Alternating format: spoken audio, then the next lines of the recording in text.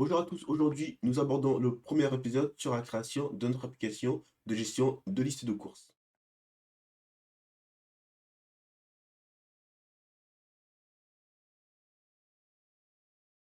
Alors la première chose qu'il va falloir faire ici, c'est récupérer notre template list, on le copie, je fais un git clone, je vais renommer le dossier qu'il a créé qui s'appelle template list de courses, hein, tout simplement liste de courses. Évidemment, vous pouvez le renommer comme vous voulez. Je vais dedans et je l'ouvre avec mon éditeur de code, en l'occurrence ici Visual Studio Code.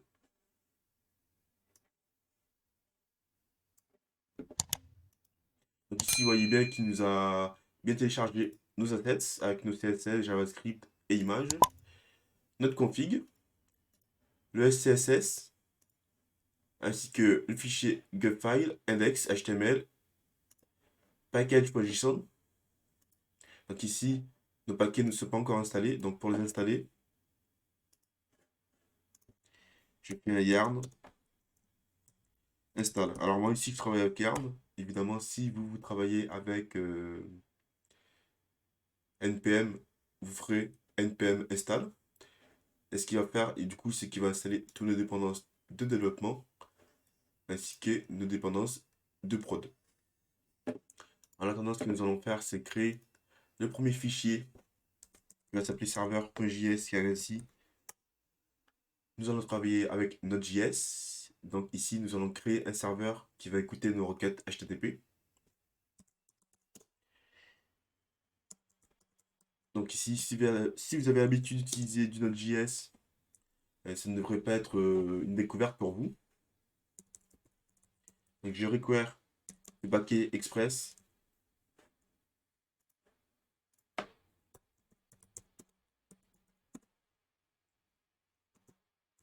Ensuite, je déclare mon application.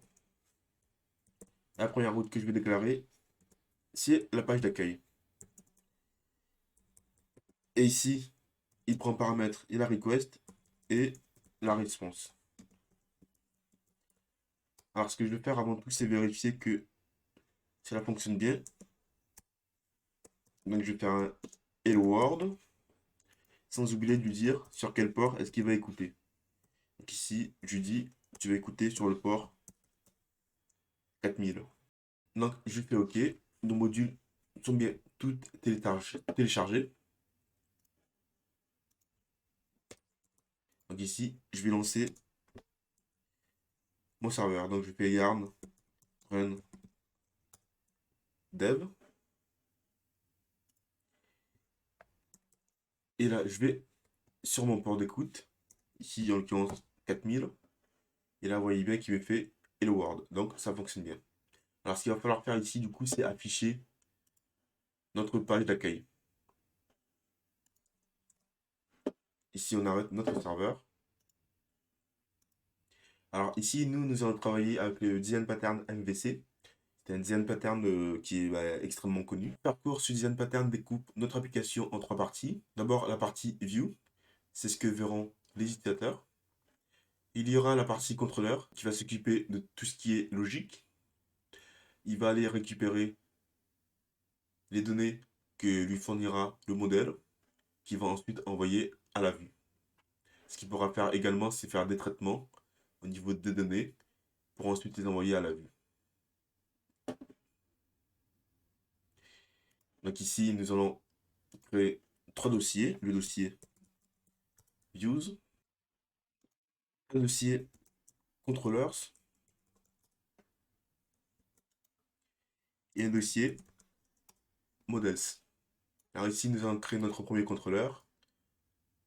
On crée un fichier qu'on va appeler list contrôleur. D'ailleurs, nous n'aurons qu'un seul contrôleur ici. Je vais d'abord exporter ma classe.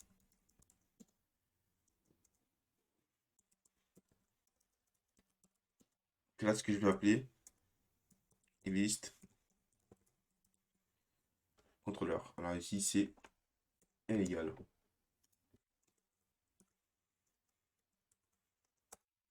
Je vais avoir une première méthode statique qui va s'appeler homme et qui va gérer notre page d'accueil. Cette méthode prend deux paramètres. La première, c'est la request. La deuxième, c'est la response. Il va utiliser la response pour rendre une vue qu'on va ici mettre dans un dossier qu'on va appeler template. Avec un fichier qu'on va appeler template.ejs. Car ici, nous allons travailler avec le JS. Du coup, pour ce faire, le fichier index.js, on va le renommer. Le point .html, on va le renommer en point .js. On va créer un dossier qu'on va nommer templates.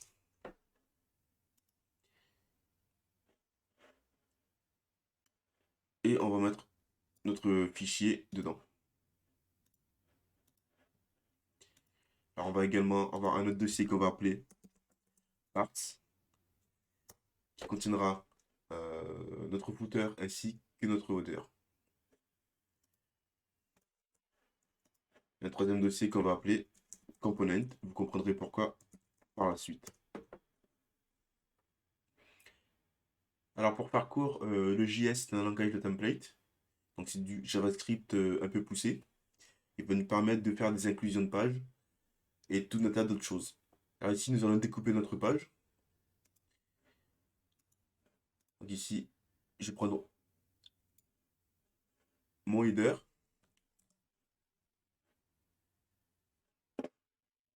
Alors, je vais prendre le footer avec, le body avec. Je crée un nouveau fichier. Je vais appeler ça tout simplement header.ejs. Je colle cette partie. Je crée un autre fichier qui sera mon pied de page. Donc ici, je viens dans l'index. Et ici, je prends mon script app ainsi que le body et la balise HTML fermante. Et je le colle ici dans footer.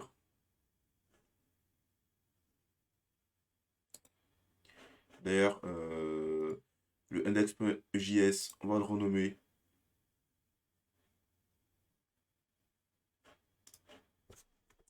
en template.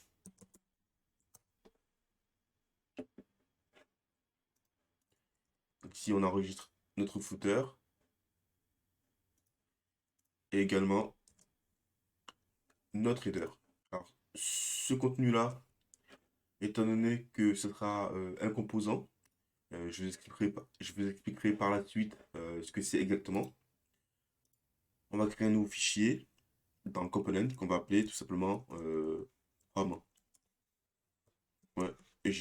Il faudra ici copier tout le reste. Donc je coupe et je colle. Donc là, nous avons que notre partie, que la partie qui nous intéresse et qui concerne le home. Ici, on enregistre.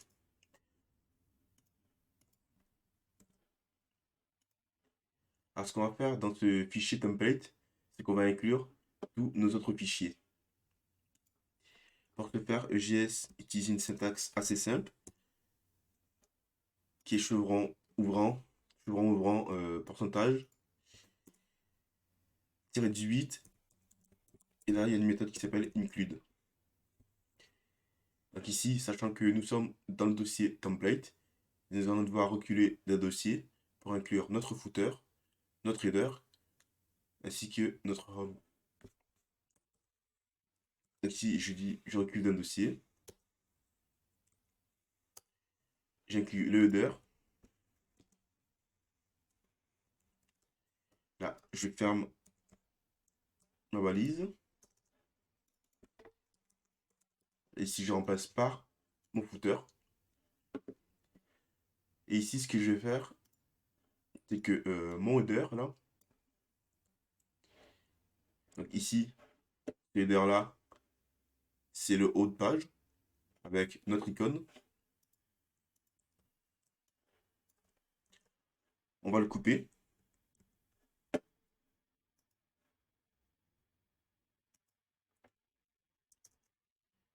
Et on va l'inclure, du coup, juste après notre header, ici.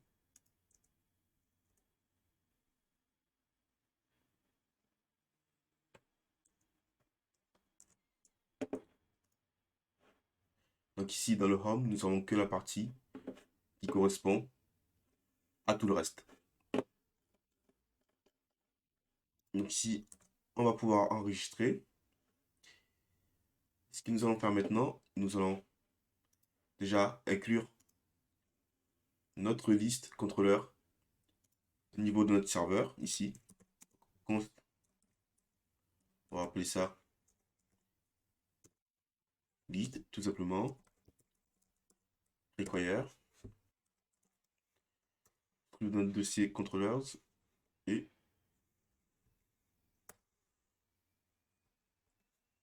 on l'appelle, tout simplement. Donc ici, on va remplacer par list, par notre méthode home, qui prend en paramètre la request et la response. Alors maintenant, si on fait ça, ensuite, nous essayons d'afficher notre page. Alors ici, ce que j'ai oublié de faire, c'est de démarrer le serveur.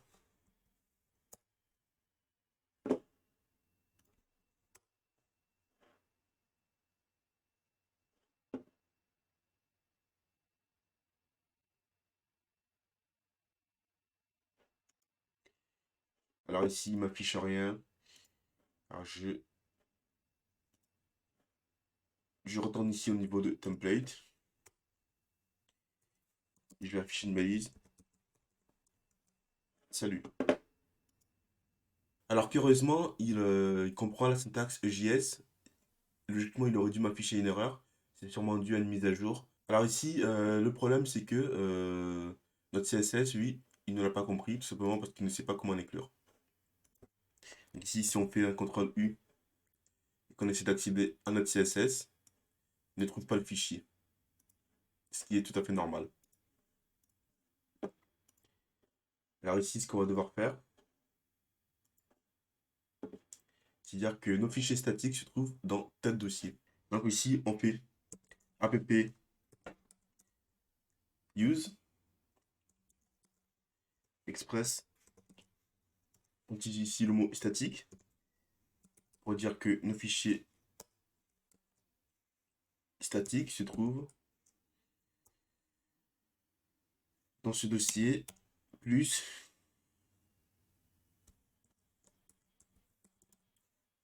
assets. Donc on lui a dit que nos fichiers sont situés dans le dossier assets. Il faut ici revenir dans home. Alors pas dans home, mais ici au niveau du template. Étant donné qu'on lui a dit que nos fichiers sont dans assets, du coup on a là ici le assets devant. Alors si on fait ça, vous voyez que ça marche mieux. On vient également dans home, dans header, pardon. Ici, on a les assets devant notre CSS et notre icône. Vous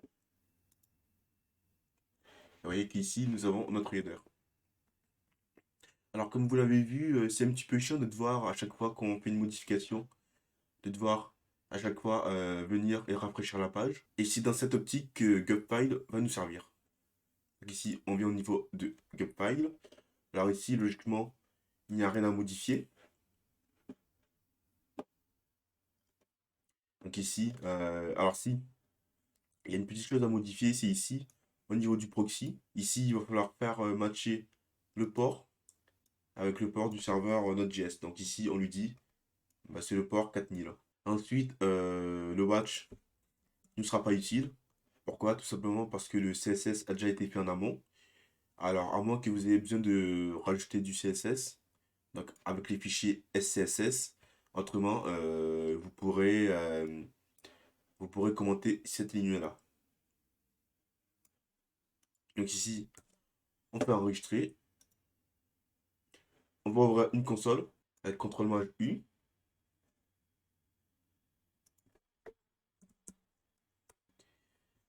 Et ici, alors il faut que auparavant que vous ayez installé évidemment Gulp. Alors ici, moi j'utilise la version 4.0, il me semble.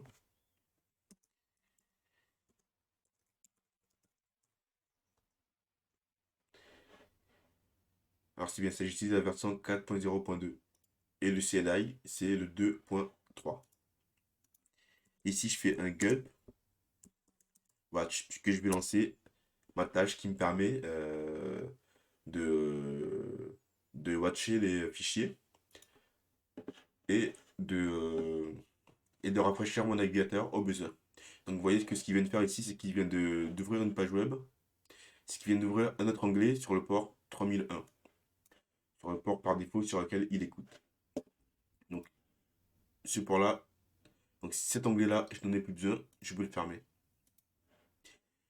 Et logiquement maintenant, si je viens par exemple au niveau du header, et que là je lui rajoute le asset en revenant en arrière, et que automatiquement il a détecté qu'il y avait un changement, et ça a redémarré. Donc ici je n'ai plus mon onglet. Donc ici, j'enlève le asset, automatiquement il détecte le changement, il redémarre ma page, et mon icône est de nouveau visible. Donc vous voyez ici, rien de vraiment sorcier.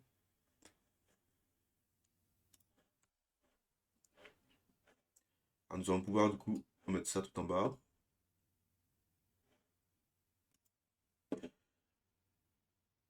Alors du coup maintenant ce que nous allons faire c'est,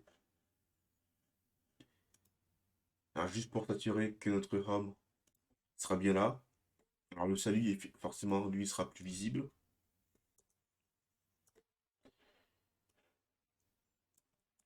On prend ça, on copie. Alors ici je retourne toujours en arrière. Dans cette fois-ci, je vais dans Components. Et la page c'est home.js. Donc si j'enregistre, c'est visible. Donc là, je vais pouvoir maintenant travailler. Donc ici, la prochaine chose à faire, ça va être d'inclure vue. Donc ici, on va dans Assets. Alors auparavant, dans mes vues, au niveau de mon footer, il me faut inclure vue. Alors, il doit être inclus avant le fichier app.js.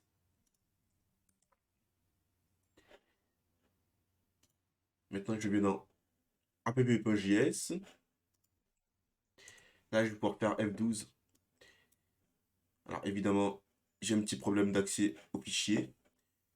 Tout simplement parce que dans le footer, je n'ai pas modifié ici. Je n'ai plus dans Assets, mais directement dans JS. Et là, j'ai bien mon Hello début du projet. Donc, mon fichier est bien appelé. Alors ici, il détecte également que Vue a bien été intégré. Puisque là, ici, j'ai un message qui me dit que j'ai démarré Vue en mode développement. Je vais du coup ici initialiser Vue en faisant const app égal à Vue create app qui prend en paramètre un objet. Donc ici, j'ai créé mon instance de Vue. Ce qu'on va pouvoir faire, c'est regarder ce qu'il y a dedans. Et là, vous voyez qu'il m'affiche un objet avec un ensemble de propriétés et de valeurs. Nous allons maintenant créer notre premier composant. Alors, un composant est un élément HTML ou virtual DOM qui possède sa propre logique, ses propres méthodes, les propriétés, etc. Alors, il y a deux façons de créer un composant, soit de manière globale, soit de manière locale. Alors, il est vivement déconseillé de créer des composants de manière globale. Ils n'ont pas forcément un grand avantage et je ne suis pas vraiment en mesure de vous dire les intérêts ou les inconvénients de l'un ou l'autre. En tout cas, on va créer ici des composants locaux. Alors, pour ce faire, nous venons avant notre instance de vue, on fait const, on va créer un objet, un composant qu'on va appeler bouton. Donc ici, là, c'est juste pour l'exemple. Ensuite, ce composant-là prend un ensemble de clés valeurs. La première clé, c'est le template. Donc le template, c'est l'élément par lequel va être remplacé l'appel à notre composant BTN. Du coup, ici, on lui dit que c'est un bouton. Le type submit, sans oublier bien entendu la balise fermante. On va pouvoir également donner un nom à notre composant. On va l'appeler tout simplement BTN. Pour pouvoir utiliser notre composant au niveau de notre vue, nous allons devoir lui dire dans l'objet, nous avons une clé qui s'appelle Components. Et voici nos composants. Donc ici, BTN. Alors c'est pas mal. Le problème ici, c'est que donc on a dit bon, dans notre instance, tu vas avoir accès à un composant qui s'appelle BTN. Il va falloir que je rende mes composants disponibles sur mes pages. Alors ici, on va mettre ça au niveau de Home. Alors ici, c'est vraiment que pour l'exemple. Pour l'appeler, il faut écrire tout simplement le nom du composant. Comme ça. Alors le problème ici, c'est que bah, rien ne s'affiche, ce qui est normal. Maintenant, il va falloir dire à Vue.js, je veux appliquer l'ensemble de mon code Vue.js sur un conteneur. Alors pour rendre mon composant accessible depuis mes pages, je vais devoir lui dire je vais monter toute ma logique sur un conteneur en particulier. Pour ce faire, on écrit app monte. On va lui donner l'ID app. Donc ici, je vais venir au niveau du template et je vais entourer par une div avec l'ID app. En gros, c'est pour que Vue.js comprenne que tout ce qui est là-dedans, éventuellement, je pourrais avoir du code Vue.js qui s'exécutera dedans. En dehors de la div app, aucun code Vue.js ne pourra s'exécuter.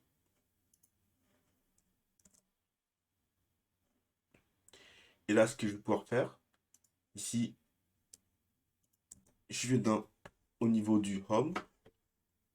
Mon composant, je vais l'appeler btn. Donc ici, je crée tout simplement un élément qui s'appelle btn. Là, j'enregistre et vous voyez que mon bouton est bien affiché. Alors si je clique dessus, forcément, il ne se passe absolument rien.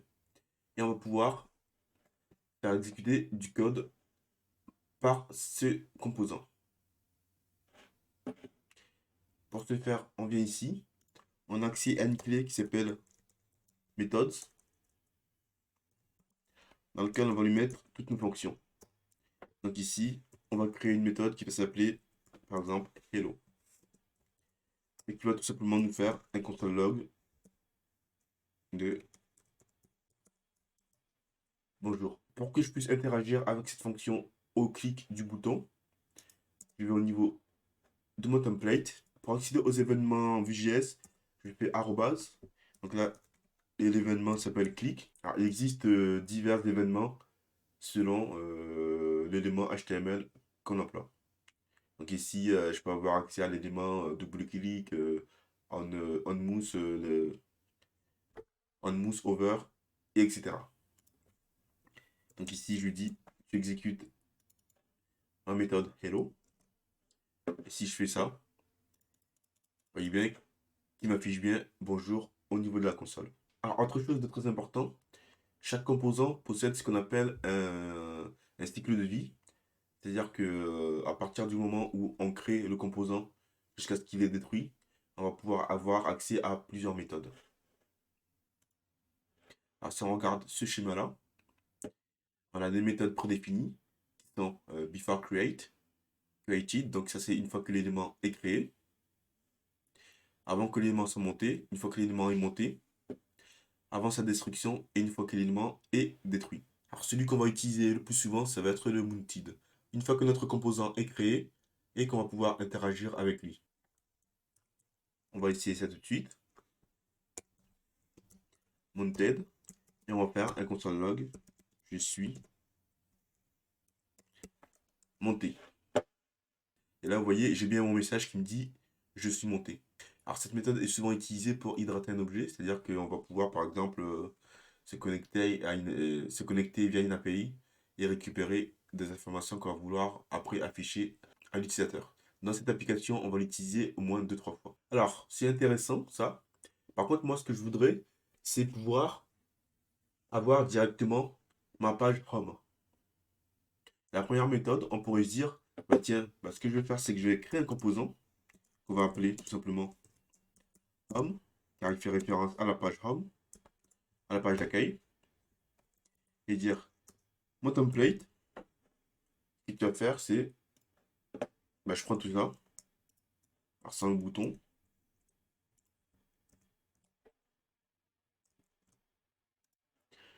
je prends tout ça et je le colle.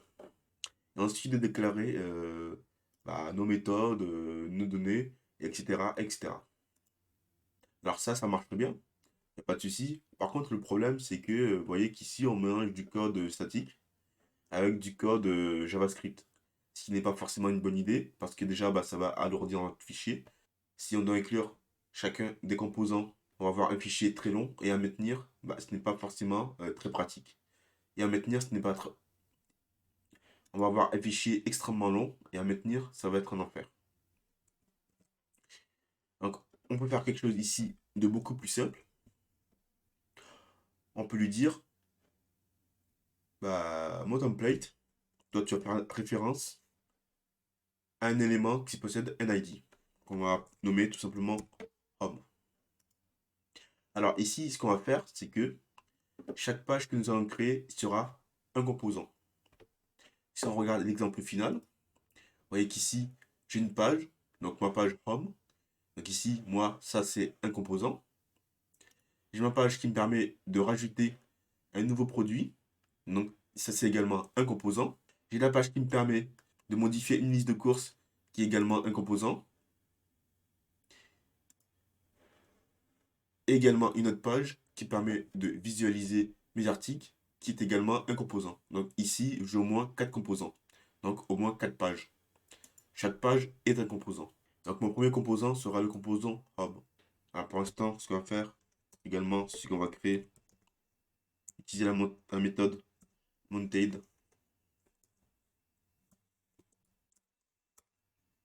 pour détecter lorsque notre composant sera monté. Alors je suis le Home.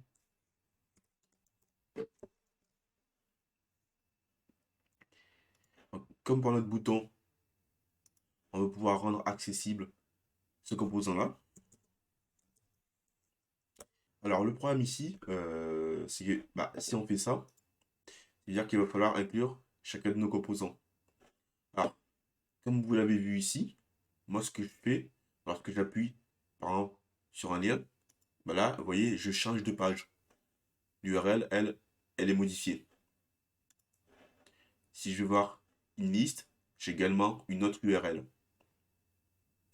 Donc vous voyez que mes composants vont se charger automatiquement selon l'URL qui est donnée.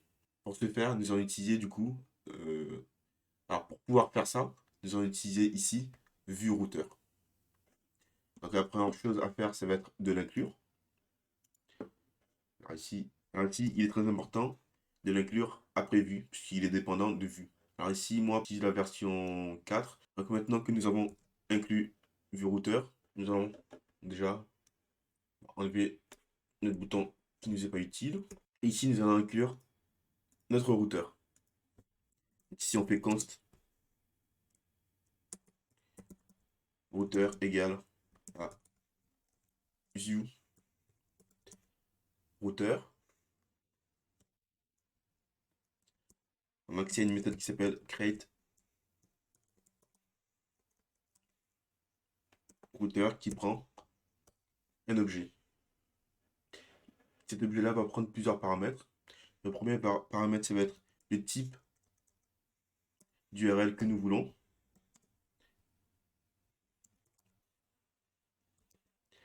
Donc ici, utilise l'instance de routeur. Et on va utiliser le create web history. Alors ça, c'est ce que j'utilise moi, ici. Mais la deuxième méthode, elle s'appelle web hash history, qui permet d'accéder aux URL via des encres. C'est-à-dire, plutôt que d'avoir une route propre comme ça, j'aurais eu une route de ce type-là. Je vous conseille plutôt d'utiliser sans le hash, c'est bien plus joli, et niveau référencement, c'est beaucoup mieux. Un autre paramètre, et le deuxième paramètre, il va prendre nos routes, qui est un tableau, et chaque route sera un objet. Donc, comme je vous l'ai dit, nous avons ici plusieurs pages, donc 4 pages, et chaque page est un composant. Donc, nous avons 4 routes. Nous avons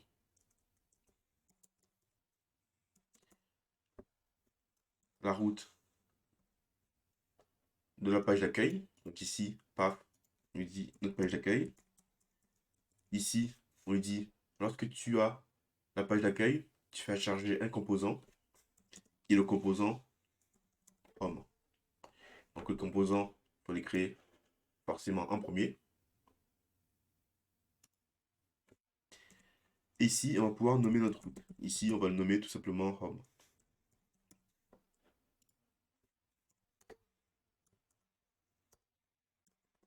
On va avoir une autre route qui s'appelle add list et qui va nous permettre d'ajouter une nouvelle liste. Qui rappelle également un composant qu'on va appeler add list. Voilà. Ça fait n'importe quoi. Donc ce composant-là, non, on ne l'a pas encore créé. Alors ce qu'on va faire, c'est qu'on va créer également ce composant. Add list. Toi, tu vas charger l'élément qui a l'ID add list. Il prend également un nom, on va l'appeler tout simplement add list.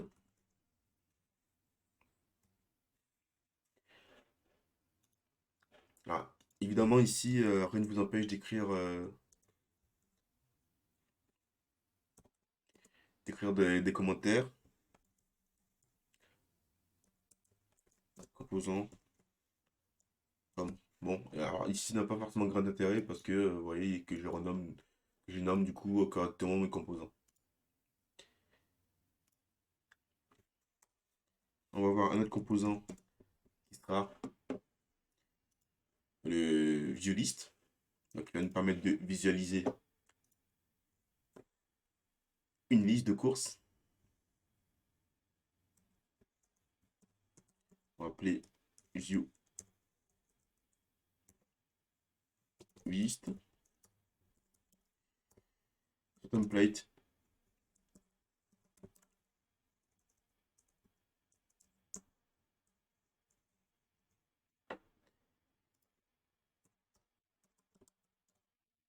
Ainsi que le nom. Un quatrième composant qui nous permet du coup de modifier notre liste qui va s'appeler edit list.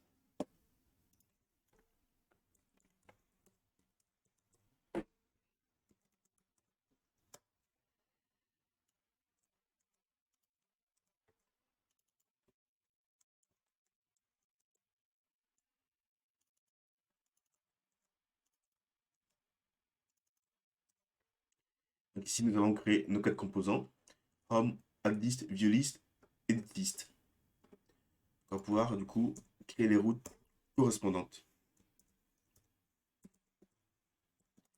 Donc paf.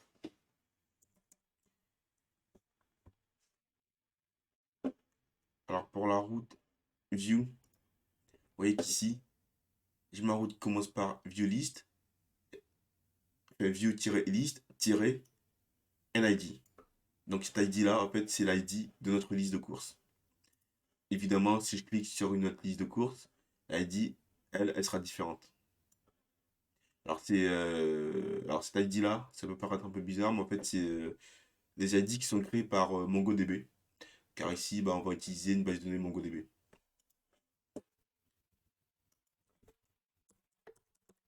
Alors ici, nous avons des paramètres dynamiques. Il va falloir lui faire comprendre que c'est également dynamique. Pour ce faire, c'est comme du Node.js. On fait deux points, on nomme notre paramètre.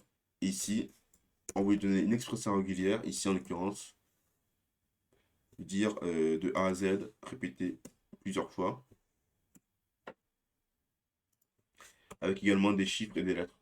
Alors ici, il n'y a pas de début, pas de fin. Du coup, ce que je vais faire, c'est également faire A et Z. Alors si vous connaissez une autre façon de faire, ici,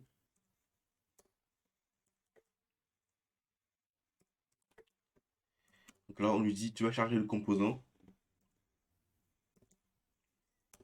viewList.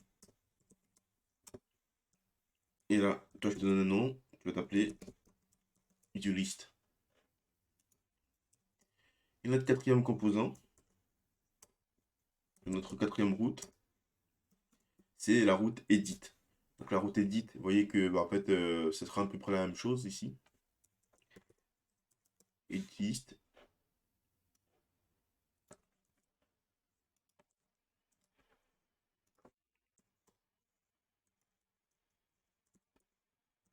Component. Et là, on appelle notre composant edit list,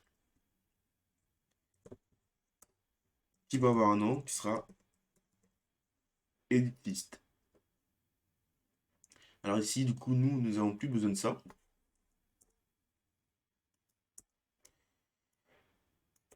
Ni de app non plus. Et pour pouvoir du coup utiliser notre routeur, on va ici utiliser app use.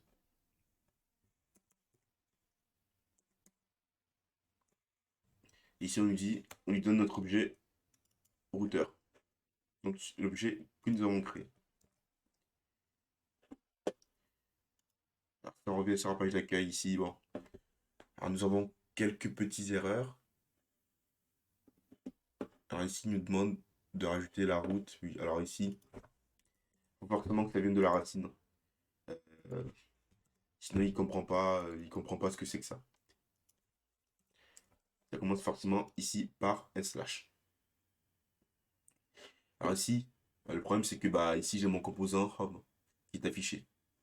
Si j'appuie sur le bouton, il ne se passera rien forcément. Bon déjà parce que la route là, elle est mauvaise. Et puis surtout parce que en fait lorsque j'appuie sur ce lien là, il fait une requête. Donc mon serveur qui écoute les requêtes, c'est mon serveur Node.js. Or, mon serveur Node.js, lui, il ne connaît pas cette route là.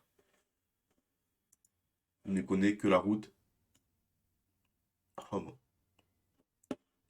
Donc ici, déjà, ce qu'on va faire, c'est corriger notre lien. Donc ici, on vient au niveau de home. Et ici, c'est add list, ça, add list. Et là, du coup, on met notre lien add list. Alors, si on fait ça, voilà, ça marchera toujours pas. Parce que là, il fait une requête HTTP.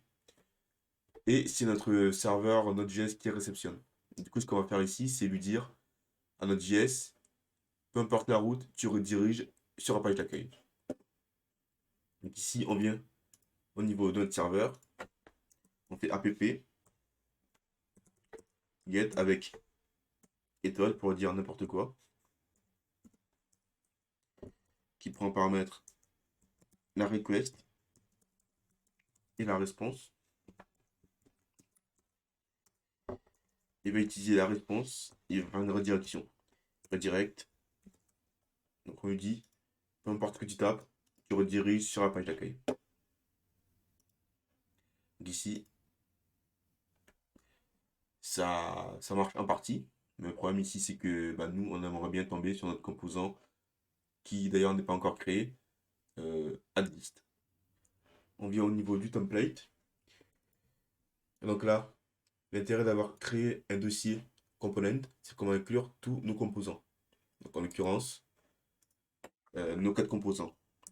Donc, on va voir le composant addList. Ouais, JS. Alors, ici, on va mettre juste un petit texte.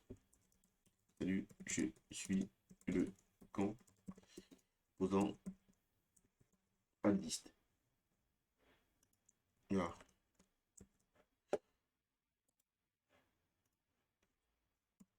Un autre composant qu'on va appeler viewList.js.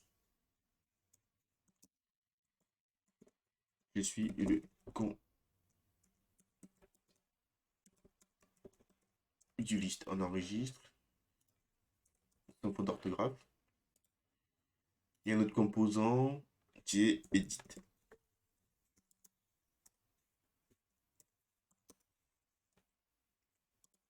Je suis le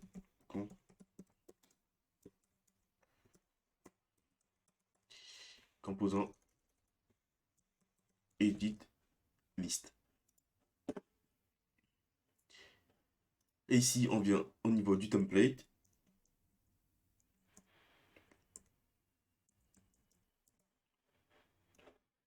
Et ici, nous allons inclure tous nos composants.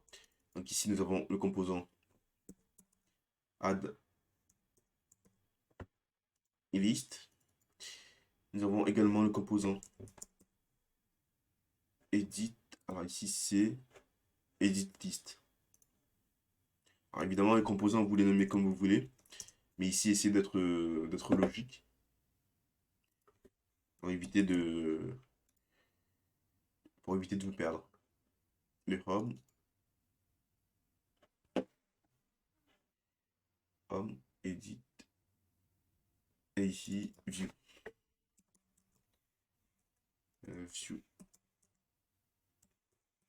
View list. Alors si on fait ça, bah forcément ce qui va se passer, c'est que bah, tous nos composants vont s'afficher ici. Et nous, bah, c'est pas ce que nous voulons. Ce qu'il va falloir faire déjà de base, c'est sortir nos inclusions du conteneur app. Donc là, vous voyez qu'il n'y a strictement aucune différence. Et ce qu'il va falloir faire ici, vu qu'on a inclus view router, on a accès à un nouveau composant. C'est le router view. Donc c'est un composant issu de ViewRouter. Lorsqu'il va détecter une route, il va venir remplacer le contenu du composant par le nouveau. Donc là, le problème c'est que nos composants, eux, sont toujours visibles. Et également, un autre problème, c'est qu'ici, au niveau de nos composants, on lui a dit, bah, le composant, il possède l'ID Home. Lui, il n'a aucun moyen de savoir où se trouve ça. Du coup, on va venir dans Home. Et ce qu'on va faire, c'est qu'on va prendre la totalité, on va couper, et on va devoir créer une balise qui s'appelle template. Donc cette balise template permet à Vue.js de lui faire comprendre que ici c'est un template et non pas une page HTML basique. Ce qu'il va faire du coup, c'est qu'il ne veut pas afficher ça et qu'il affichera seulement si on est bien sur la bonne page. Donc ici, ce qu'il faut faire, c'est lui donner l'ID qu'on lui a dit au niveau de app. Donc ici, on lui a dit bah, mon template possède l'ID Home. Et quand tu seras sur la page d'accueil, bah, tu feras appel au composant Home qui lui ira chercher le template qui possède l'ID Home. Donc ici, forcément, ce qui se passe là, c'est que bah, ça a disparu et ça s'est remis. Tout simplement parce qu'ici, nous sommes sur la page d'accueil. Ce qui est parfaitement logique. On va faire la même pour nos autres composants.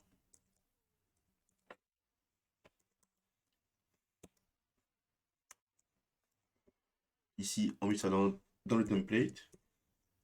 Et ici, on l'avait nommé edit list.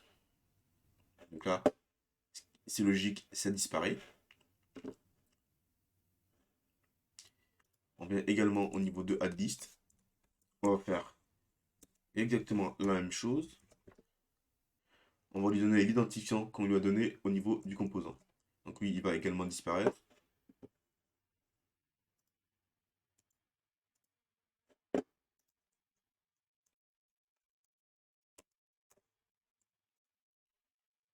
Et là, on fait la même chose, on lui donne l'identifiant qu'on lui a donné au niveau du composant. On lui va nommer viewList. Donc vous voyez qu'ici, en fait, c'est important de bien nommer vos composants et de garder une certaine logique pour éviter de vous perdre. Donc ici, j'ai bien mis les templates sur chacun de mes composants. Donc home, addList, viewList, editList. Il me semble que, alors au niveau de addList, je me suis trompé, c'est addList. C'est add-list.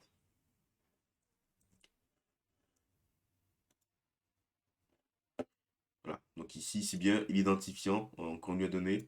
Il faut bien le respecter. C'est add-list. Donc ici, toutes nos autres pages ont disparu.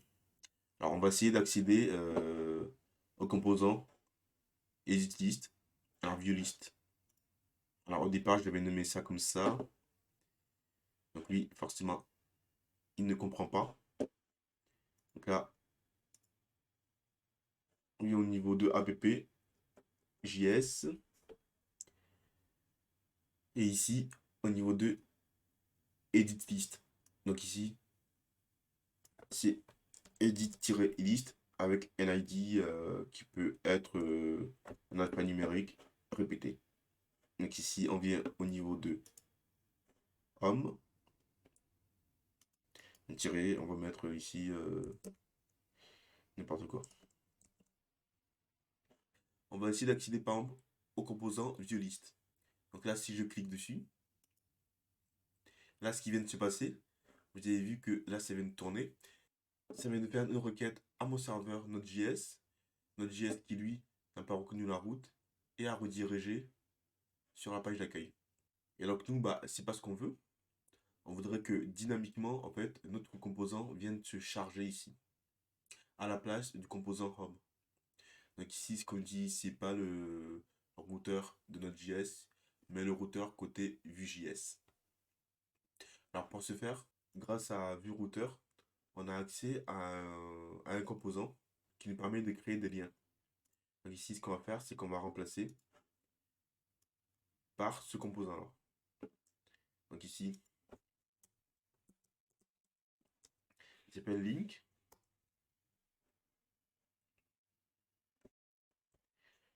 Alors pour lui préciser une URL, il faut faire tout. Il faut mettre tout. C'est comme le href. Je vais prendre le contenu de cette URL là et je vais le remplacer. Il faut toujours mon petit logo avec l'œil.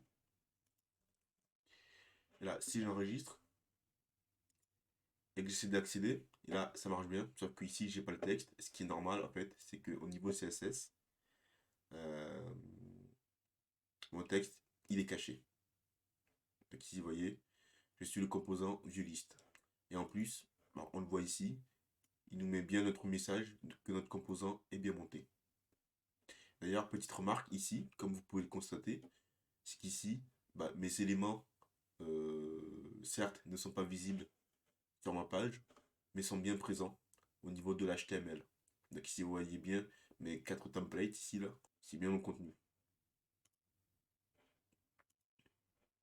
Ce truc-là n'est pas forcément très pratique. Pourquoi? Si pour une raison ou une autre, on vient à changer de chemin, si par exemple demain je me dis, bah tiens, bah c'est plus viewList, maintenant c'est viewList tout collé. Bah, le problème c'est que si je me dis, bah tiens, bah ce lien-là, je l'ai mis un peu sur toutes les pages, c'est-à-dire que je vais devoir aller sur toutes les pages et modifier ce lien-là, ce qui n'est pas forcément très pratique. Ce composant nous permet d'accéder au routeur et surtout au nom d'une route. Si vous vous souvenez, au niveau de notre routeur, nous avions nommé nos routes ici. On va pouvoir faire appel à ces routes en effaçant tout simplement le contenu. Alors pour dire à Vue.js que ça, ce qui est là-dedans sera un contenu qui sera dynamique, c'est-à-dire un contenu qui sera modifiable par Vue.js, devant la propriété, je mets deux points. On peut mettre vbind deux points, ce qui revient en fait à la même chose. Mais ici, moi, je préfère la syntaxe plus courte. Donc, deux points. Do. Et là, on va lui spécifier une route. Donc là, on veut accéder à un objet. Donc là, on met les accolades. Indiquer le nom de la route. On peut y accéder directement avec ce composant-là. Le nom de la route, c'est viewList. Donc c'est le nom que j'ai donné au niveau de app. Donc ici, le nom viewList. ViewList. Alors si je fais ça, alors effectivement, ici le problème c'est qu'il me dit qu'il manque l'ID. Ici, je vais devoir lui dire, bah, cette route-là prend des paramètres. En l'occurrence ici, le paramètre nommé ID, que j'ai nommé au niveau de ma route.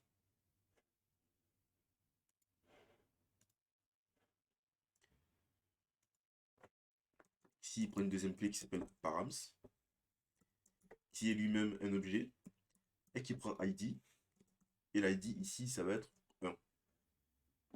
Et ici, si je vais ici, prendre le lien, on va bien remplacer viewList-ID. De ce fait, si jamais je vais à changer ma route, et bien ici, je n'ai pas à aller sur toutes mes pages et à modifier mes routes. Ici, j'ai nommé ma route. Je n'ai plus qu'à le modifier qu'à un seul endroit, et ce sera ici.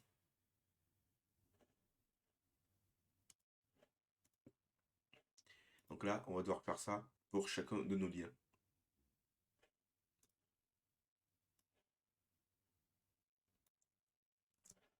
Alors bien entendu, le ID là, lui, sera dynamique.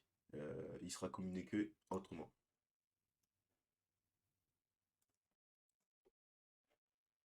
Si on veut mettre 2.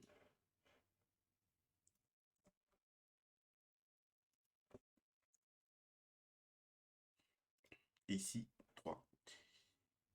Alors il va falloir également qu'on fasse la même chose au niveau de Edit.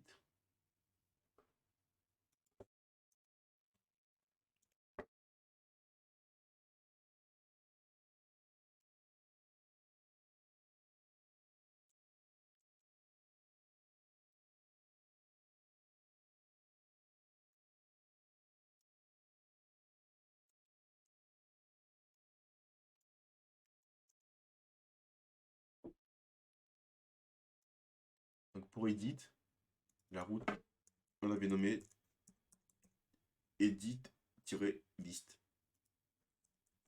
Donc là, si on fait ça, alors là, je vérifie bien. Alors, Edit List, non, on l'avait nommé. Alors, ce qu'on va faire, c'est que. Alors, je vais le nommer pour éviter de me perdre. Pareil que le nom de mon chemin. Ici, viewList.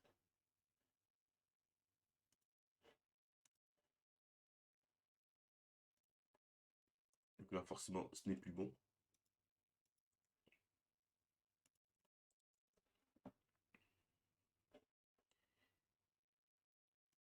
Donc là, si je vais ici, je vois bien. Je suis le Edit List, et je suis monté, d'ailleurs, avec une faute d'orthographe. Alors, il faudra faire ça pour pratiquement tous les liens. Alors, on verra pour le reste après. Alors, comme vous pouvez le constater ici, j'ai mes 3 listes de courses qui sont des données figées, donc statiques. Et moi, ce que j'aimerais bien pouvoir faire, c'est lui filer des datas via son composant.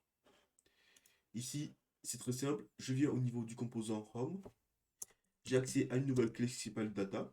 Alors, Data est une fonction car un composant peut être réutilisé pour garder des données propres à chaque instance du même objet. Data doit être une fonction. Comme vous pouvez le constater au niveau de la documentation, ici, j'ai un composant qui est bouton counter qui est répété 3 fois. Ici, si je clique sur le premier bouton, vous voyez que ça s'incrémente. Les deux autres boutons, elles, ne bougent pas.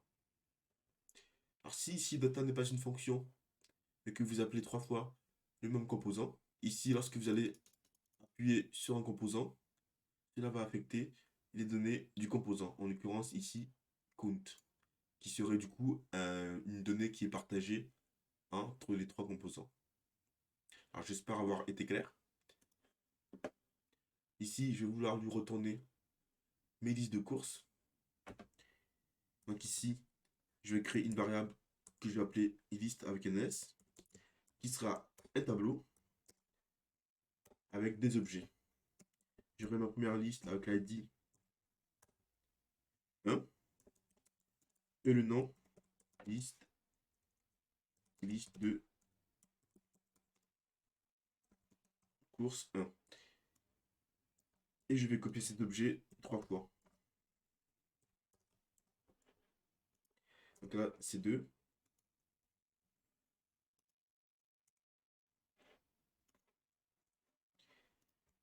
Et là, c'est 3. Alors maintenant, ce que j'aimerais bien pouvoir faire, c'est afficher mes listes de courses. Pour ce faire, ici, ce que nous allons faire, c'est supprimer les deux dernières listes, qui ne sont du coup pas utiles.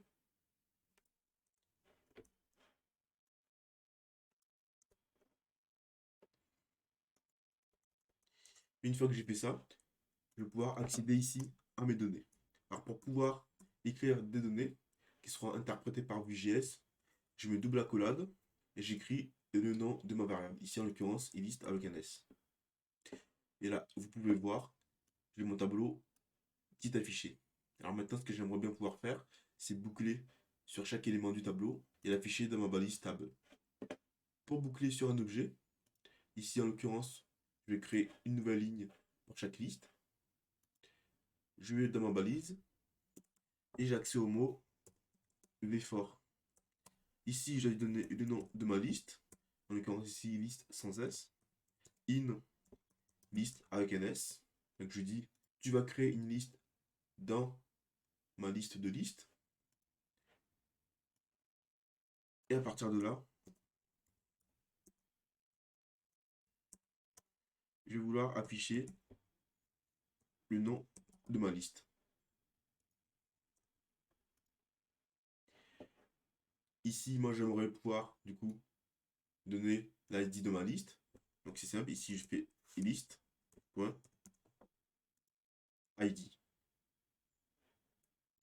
Ici, pareil.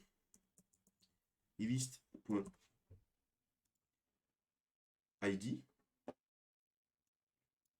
Alors ici, moi, ce que j'aimerais bien pouvoir faire, c'est afficher mon ID et en plus, afficher mon lien. Donc ici, comme on l'a vu auparavant,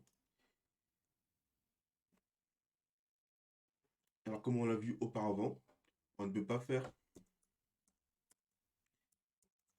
alors on ne peut pas interpoler une variable de cette manière-là, on aura une erreur. Pour dire à Vue.js que ici, tu vas devoir interpréter ce que je mets, ici, je mets deux points, ou le vbind. Alors ici, pour lui, ce sera du texte, et du coup, là, il risque de m'afficher une erreur. Je vais devoir ici utiliser les apostrophes à l'envers. Alors, je ne connais plus le nom. Et ici, je vais vouloir interpoler mon ID. Donc ici, je fais comme je ferais en JavaScript. Ici, je mets $, accolade ouvrante, accolade fermante pour interpréter ma variable. Et là, je fais list.id. Et je vais faire pareil pour mon lien de téléchargement.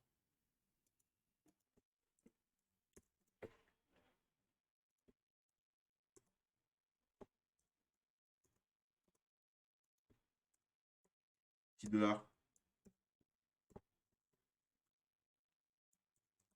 list.id.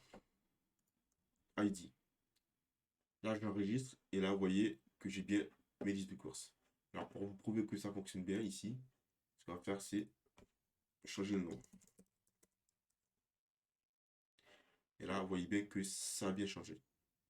Ce qu'on fera par la suite, comme on l'a vu auparavant, chaque composant possède ce qu'on appelle le cycle de vie, notamment la fonction mount. Donc la fonction mount qui permet du coup ici de faire quelque chose lorsque notre composant est monté. Ce qu'on fera ici, ce sera envoyer une requête à notre serveur qui nous retournera nos listes de courses de notre base de données, qu'on affectera du coup au niveau de notre liste, qu'on va pouvoir afficher. Du coup, ici, on va pouvoir enlever ça parce que c'est moche. Alors, ce qu'on verra par la suite ici, alors, ce qu'on fera par la suite ici, ce sera modifier ça. Ça, on ne gardera pas tel quel dans la version finale. On aura un autre comportement. Ça sera tout pour ce premier épisode où nous avons pu mettre en place la structure de notre application.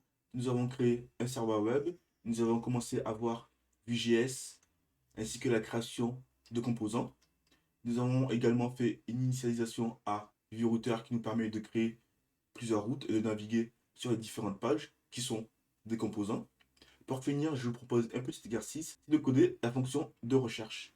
Comme vous l'avez vu dans la première vidéo, dans ma barre de recherche, je vais écrire le nom d'une liste et cette liste-là va apparaître ainsi que le nombre de listes qui contiennent le mot que nous avons tapé.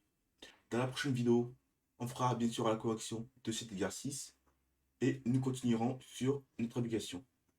Je vous dis à la semaine prochaine. Salut!